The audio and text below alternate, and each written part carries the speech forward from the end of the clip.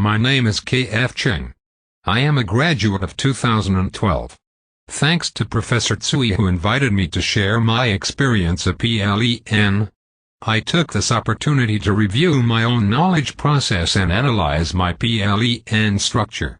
It helped me to understand my own learning process and habits, identify the important parts of learning, and help me to improve my effectiveness and efficiency. To me, PLE&N is continuation after graduation and lifelong learning. PLE&N is not something new. It is an integration of what I already know, so it is easy to adopt. It is a self-learning framework. It is a matter of how much and how effective we can adopt in our own practice. To me, it is more important after graduation than during studies. It is lifelong learning. In my opinion, in order to have an effective PLE&N, we have to establish our own model to fit our own needs. We have to tailor to our own conditions according to our own resources and environment, and that's what I did. Not only that, it may require adjustments from time to time, because the world is changing, and we are changing too.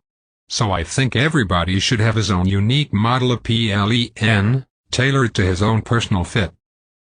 The really difficult part is not the PLE&N itself. It is actually our own attitude, our own determination and our own discipline in the area of personal learning. That brings us to the question of why? And that's our objectives and intentions. It could be for jobs, for personal interests, etc. Next is to identify what to learn, then develop our strategy, where we can find the knowledge, and how. For this, we need some tools and skills. And of course, action is most important, which requires attitude, determination and discipline. The whole PLE&N is a learning by doing process. After learning, there are still things to follow up. It can be notes, markups, or storage of necessary document into repository.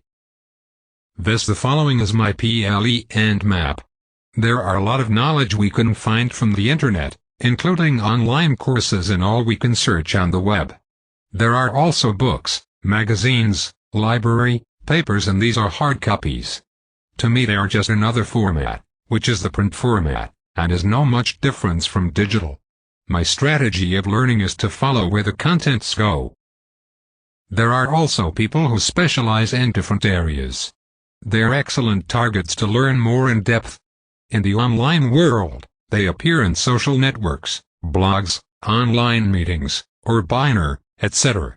So my another strategy is to follow the people. While most of these are online nowadays, we need tools and some technical skills, and this is where technology come into place.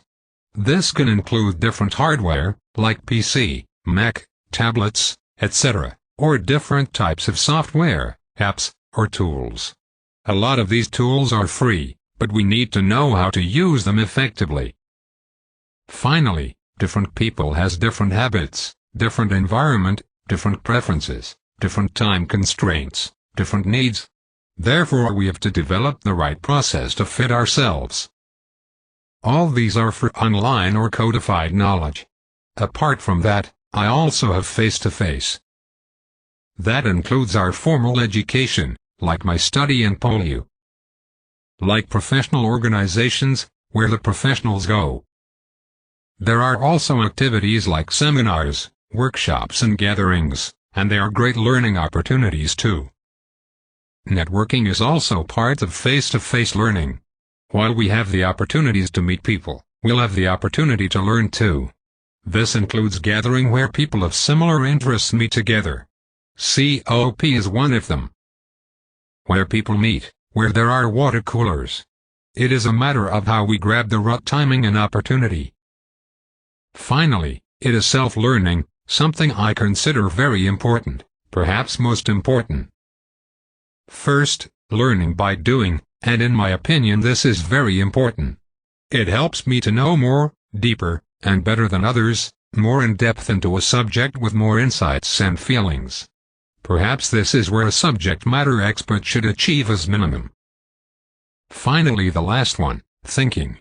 Here I mean the process of observations, analyzing and reflections, etc. which lead us into a much deeper learning and understanding. In my opinion, this is where brings us not only knowledge, but also wisdom. This is my overall PLE&N map. I can simplify my PLE&N map into this PLE&N model, and this model is my fit. I have mainly 4 ways of personal learning. The top 2 were contents and people bring me broad knowledge, the other bottom 2 actions and thinking bring me deep knowledge and wisdom. Adoption of PLE&N itself is a learning by doing process. We need to go through it, make our own experience, find our own direction, and customize it to our own fit, then change it whenever necessary. Adopting the PLE&N is an emerging process, and there are times we are in I call it discovery mode, meaning we have to reach out, to explore, and to sense where and how we can acquire the knowledge, and on the way we also learn the techniques. The world is changing, faster and faster. In order to catch up, we need to learn what I call it the knowledge of the future. These are knowledge emerging from time to time. Some of these are just so important and significant that we cannot neglect. To me, the PLE&N is an excellent and effective framework for me to learn the knowledge of the future. The PLE&N is a part of my overall PKM, and is an important part. Finally, this is my advice. It is not what you know that counts, it's what you actually do that makes a significant difference. Good luck, and goodbye. Thank you.